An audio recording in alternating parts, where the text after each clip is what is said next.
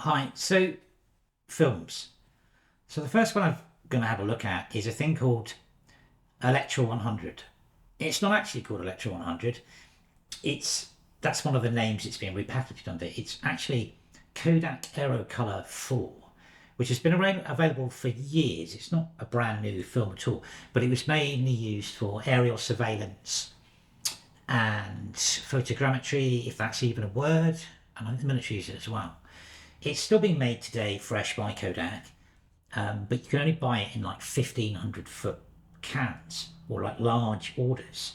So some enterprising individuals globally, like Flick Film in Canada, WASHI, and all these sort of people have been buying it and repackaging it with their own sort of name. So you've had it as Santa Color, LUMINAR, WASHI X 100, Elektra 100. And it's going out there. I mean, it's about £11, £12 a roll, 36, but that's not bad. But it's basically C41 development. It's 100 ISO. On the Kodak Aerocolor spec sheet, it says it's 125. But I mean, all of these, the ones I've seen, are marked 100. So what we're going to do is we're going to have a look through some terrible photography I took. And you can have a look at how it reacts to different colours and obviously the grain and stuff like that. And I mean, for evenness, when I do these sort of stock reviews, I'm going to use the same camera, which is a Minolta 9 with a 50mm or a 28mm. So it's the 50mm 1.4 and it's the 28 2.8. It's just easier to stick with the same camera because obviously the colour rendition changes on the lenses, so you sort of see what it looks like through that. Plus the fact that the metering on the Minolta is so good that it's I trust it. But the thing is, I mean, I've shot this at box. It's shot at 100, and so we'll look through the photos, and then I'll come back at the end. Okay, so this is basically just to show you how smooth the grain is. This is shot out the window. And if you look at the black area above the lamp, normally this is where you sort of see grain appearing a little bit, but this is like so smooth. It's like slide film, to tell you the truth. I think I shot this in the morning, so the light's quite nice outside, but it's absolutely grainless, which is impressive. I mean, it's really got, it's so smooth, and the transitions between the black and the sort of gradient between dark and light is really, really smooth as well. So yeah, so it's really nice on the grain front.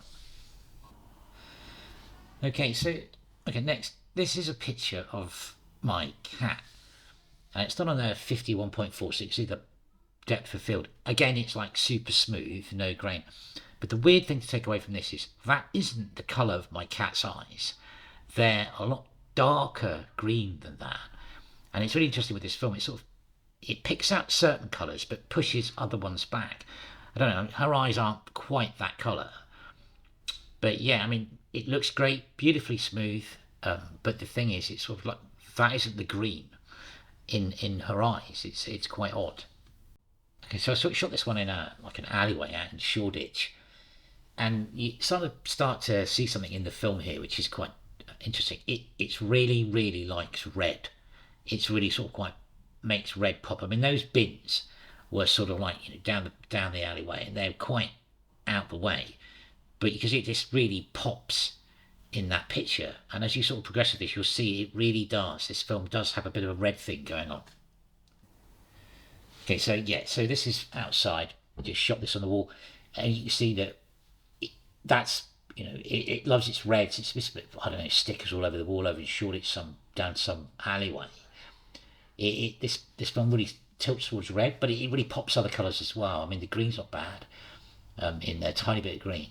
But that's the great thing about graffiti. You can sort of, it's got all the colours going on, so you can just shoot a bit of it and you can work things out from that. Okay, so this is a sort of a bit of a giveaway with it all. You can see the red it really pops out. The green's a bit muted. It's a stronger green. The blue sky was bluer, but yeah, so it's really focused. This is a sort of graffiti thing in Shoreditch where they painted a building like a Gucci box. yellows, but it does pop colours. It's quite vibrant, but it sort of errs on the red, I think. But great. So this last another bit of graffiti just up the road from the place to get my photos developed in Shoreditch. But it's quite interesting to see this. This was the first photo I took. There is a warning with this film that it really doesn't like to be loaded in sunlight. Now I just sort of bang this roll and you can see over the right hand side of the picture it's light leaking. Apparently it's so sensitive the light will actually run up the leader into the film. So you have to be aware of that when you're sort of loading it. Try and load it in the dark. You see that it's sort of orangey colour on the right hand side there. So I mean, apart from that, I mean it's pretty good. It's got some great colours going on. It's very flat the day I did this photography. So I mean, it's sort of typical British muted sky. So yeah, so that's Elektra 100, Kodak Aerochrome 4. Really nice. It's not hugely expensive. It's a 100 ISO film. I normally shoot Pro Image 100 a lot in the summer, but I could see myself shooting some of this. Yeah, it's great to see things come on the market. The whole repackaging thing's a bit, I don't know, can be a bit funny if they bump the prices right up on it. And I have seen this stuff going for like 16, 17 pounds on eBay. Just don't buy it. Just don't give those people who are selling it at that price on Etsy and all that any profit. Just go to places, they're selling it for £12, £10, including £11, including that. Buy it from them. Obviously, then they'll restock and they'll keep selling it. And the people who are trying to fleece you for £16 a roll for this stuff, well, they can go and do one, I think is the official terminology there. But yeah, no, great film. Really good.